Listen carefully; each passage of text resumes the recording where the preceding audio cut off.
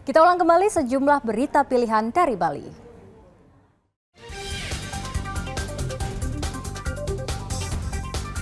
Kapal tanker terbakar di perairan Gili Tepekong, Karangasem.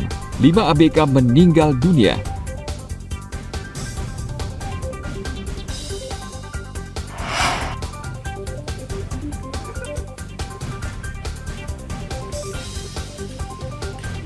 Polisi menangkap 2 tersangka pencabulan anak di Jemberana.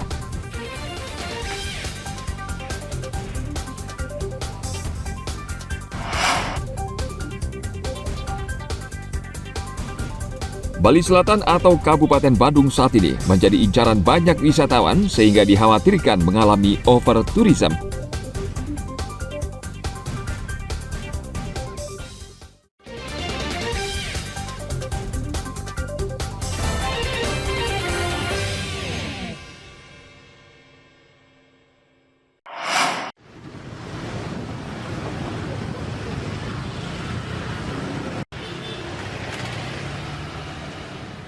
Prostitusi yang melibatkan anak di bawah umur jumlahnya terus meningkat.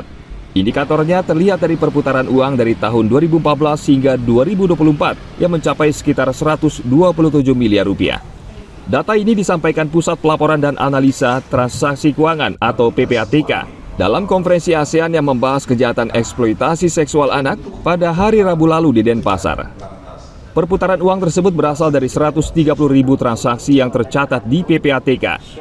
Dari data ini terlacak 24.000 anak rentang usia 10 hingga 18 tahun terperangkap dalam jaringan bisnis prostitusi. Dalam konferensi ASEAN ini juga terungkap, untuk tahun ini ada 128 anak di Indonesia korban eksploitasi seks dan ekonomi dan 480 anak korban pornografi. Eksploitasi seks terhadap anak tidak lepas dari kemajuan teknologi finansial yang memudahkan siapa saja bisa bertransaksi seks dengan anak-anak.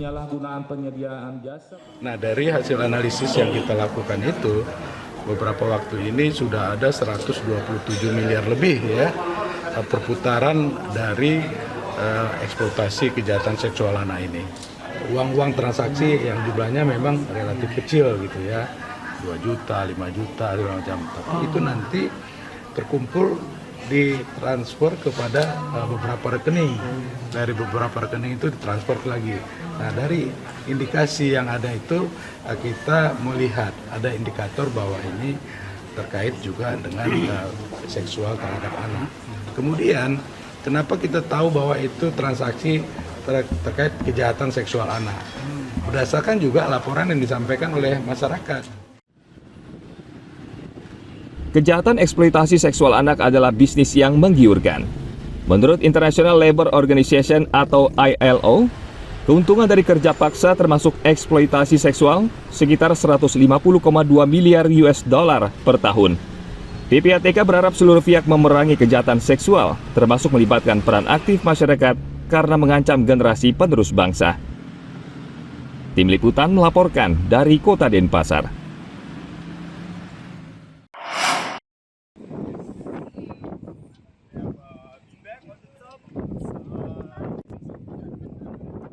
Saat ini kantor imigrasi Denpasar, Bali banyak mendeportasi wisatawan atau warga negara asing yang menyalahgunakan visa kunjungan sehingga mereka bisa tinggal di Bali berbulan-bulan.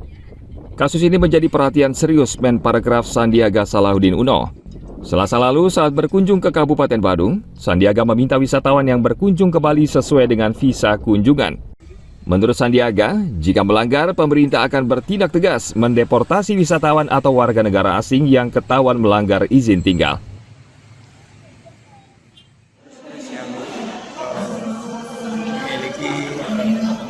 Niat-niat yang buruk seperti itu. Jadi kita pastikan mereka memiliki visa kunjungan yang sesuai melalui VOQ dan masuk ke Bali ini kan harus bayar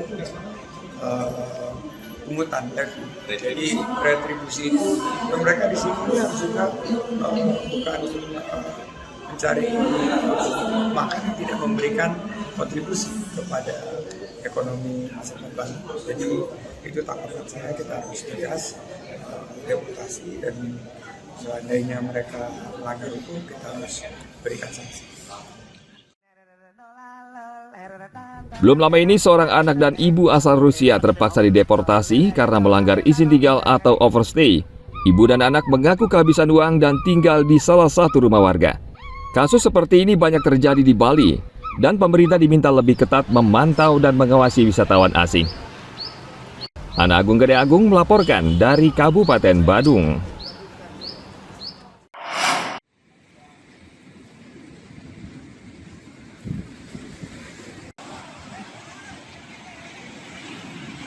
Bali Selatan atau Kabupaten Badung saat ini menjadi incaran banyak wisatawan asing maupun domestik karena banyak menawarkan hiburan dan objek wisata yang menarik.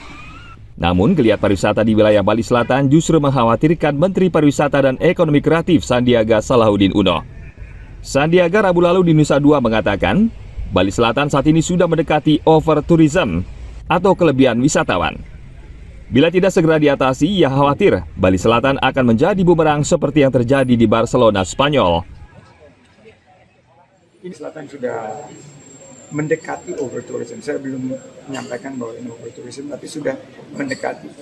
Naik 10% lagi sudah completely over-tourism. Jangan sampai terjadi kayak di Barcelona, di mana turis itu malah menjadi musuh bersama.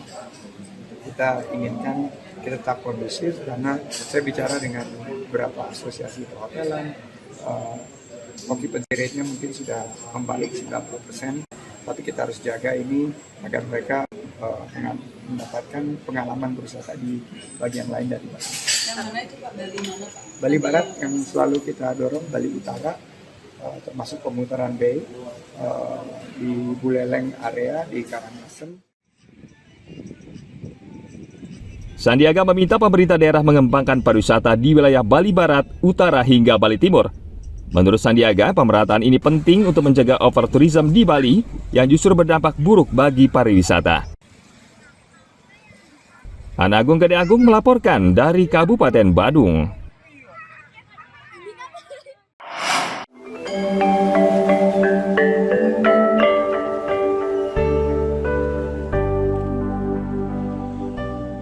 Kini banyak objek wisata baru bermunculan di Bali. Salah satunya wisata taman di Sebatu, Gianyar, Bali. Objek wisata ini sedang viral di media sosial karena berbeda dengan objek wisata lain di Bali. Wisatawan sebagian besar datang ke sini ingin melihat dari dekat ukiran kayu khas Bali yang dipadukan dengan taman indah yang asri. Wisata taman ini tidak jauh dari Kota Denpasar. Bila lalu lintas lancar, bisa ditempuh dengan kendaraan sekitar 1 jam. Meskipun tergolong baru, objek wisata ini banyak dikunjungi wisatawan yang penasaran setelah melihat dari media sosial. Awalnya, objek wisata ini merupakan tempat usaha pembuatan kerajinan kayu dan kaca. Namun kini berkembang menjadi objek wisata menarik yang dipadukan dengan taman yang asri dan kolam ikan. Kalau yang menarik di tempat ini untuk tempat selfie, menikmati hasil karya kita, dan bisa bikin video di tempat kita. Kalau jam kunjungan itu dari jam berapa? Dari jam 7 nyampe jam 5. Jam 5 sore ya? Ya.